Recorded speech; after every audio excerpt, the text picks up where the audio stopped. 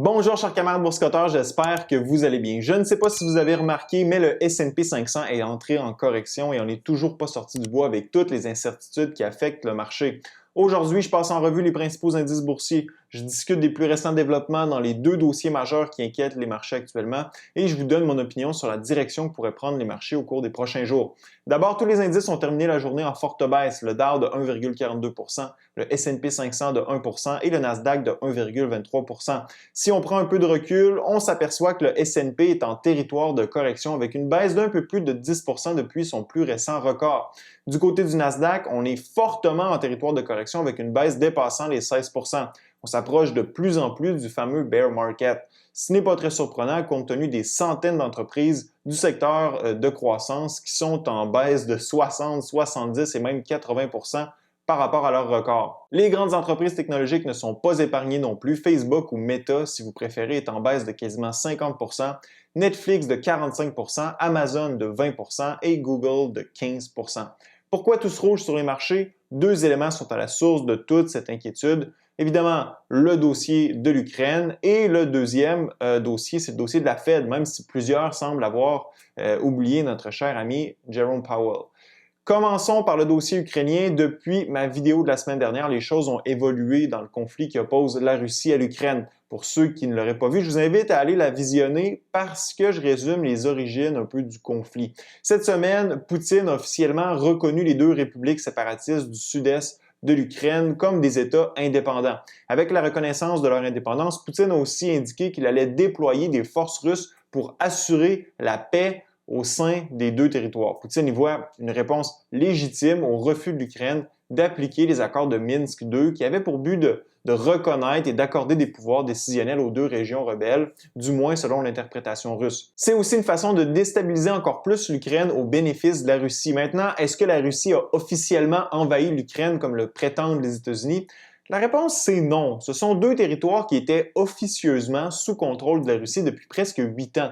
Ça ne change absolument rien à la situation qui prévalait avant que Poutine fasse cette annonce. L'enjeu, c'est à savoir si les forces séparatistes aidées de la Russie vont tenter de prendre le contrôle des territoires de leur province qu'ils ne contrôlent pas.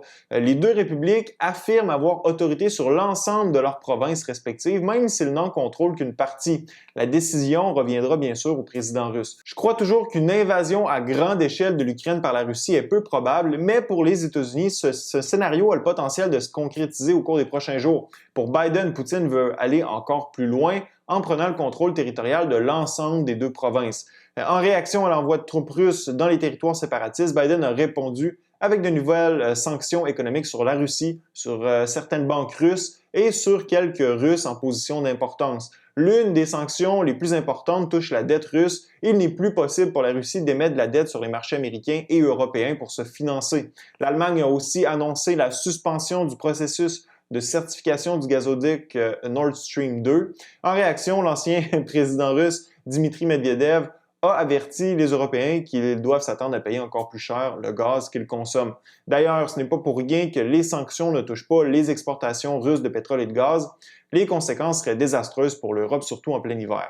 Par contre, Biden s'est dit prêt à y aller d'une deuxième vague de sanctions si la Russie continue l'escalade en Ukraine. Peut-être pourrions-nous voir, si cela se présente, des sanctions sur les exportations russes et voir la Russie exclue du système SWIFT. Biden a terminé son allocution en affirmant que les États-Unis étaient toujours ouverts à la diplomatie et que la Russie serait jugée sur ce qu'elle fait et non sur ce qu'elle dit. À mon avis, ça reste un élément d'inquiétude secondaire pour les marchés. Personne ne veut de guerre à grande échelle et pour cette raison, elle sera évitée d'une façon ou d'une autre, selon moi. Par contre, un des dangers, c'est de voir les prix du pétrole grimper bien au-dessus de la barre de 100 $ le baril si la situation s'envenime. Ça serait une mauvaise nouvelle pour l'indice des prix à la consommation qui risquerait de continuer de monter aux États-Unis. Les prix des aliments et de l'énergie en seraient grandement affectés. Mais le réel danger pour les marchés, et c'est un danger qui a été un peu oublié au cours des derniers jours, c'est la Fed. Clairement, un conflit à grande échelle en Ukraine viendrait mettre encore plus de pression sur la Fed. En fait, peu importe la décision de politique monétaire qu'elle prendrait,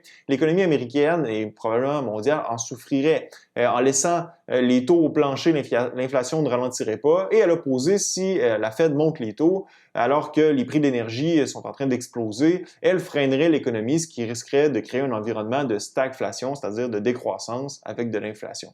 Toutefois, si on met de côté le dossier ukrainien, le flou persiste quant au plan de la Fed pour resserrer sa politique monétaire et dès que le spectre d'une guerre en Europe sera derrière nous, ces inquiétudes referont surface.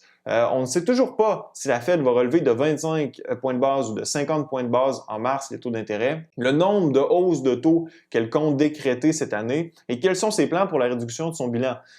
Tout dépendant du pied sur lequel la Fed va danser, les marchés pourraient être brassés davantage. Les données de l'inflation publiées au mois de mars prochain seront aussi déterminantes dans l'approche qu'aura la Fed. Pour ce qui est des marchés, on pourrait s'enfoncer encore plus profondément en territoire de correction selon moi. Jusqu'à présent, on réussit à maintenir le support à 4260 points sur le S&P, mais ça ne prendrait pas grand-chose pour le briser, à mon avis, compte tenu de l'environnement actuel. Si l'escalade se poursuit dans le dossier ukrainien, les marchés pourraient paniquer en attente de la prochaine vague de sanctions et on pourrait facilement se ramasser 5 à 10 % plus bas, très près du bear market en fait. Si on réussit à rebondir sur le support, il va falloir attendre les précisions de la Fed à la mi-mars avant de se réjouir, tout dépendant de l'agressivité qu'elle fera preuve. Ceci pourrait nous pousser à nouveau dans une zone de turbulence. Présentement, si j'avais des liquidités, j'ajouterais un peu à mes positions, mais je le ferais de façon très prudente. On n'est pas encore sorti du bois, comme je le disais en début de vidéo. Cependant, vu que je n'ai pas une scène, j'évite tout simplement de me connecter dans mon compte de courtage. Laissez-moi savoir dans la zone commentaire ce que vous pensez des marchés actuellement. Ce fut un plaisir d'être avec vous. À la prochaine.